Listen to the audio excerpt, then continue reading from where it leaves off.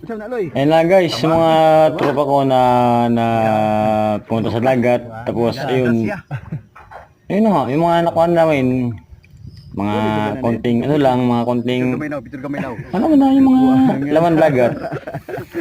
Tapos siyempre sa amin, malaking bagay nun kasi siyempre naghirap kami tapos pinaghirapan namin. Alam niyo na yun. Kasi ayun, kita mo naman may laki mga pana, mga ano dyan, lalagyan. Ayan pa, si nagmamayabang. Ay, nakikita niyan. Kung anong tawag dyan sa inyo, hindi yan pusit. Hindi yan pusit. So, atong i-play.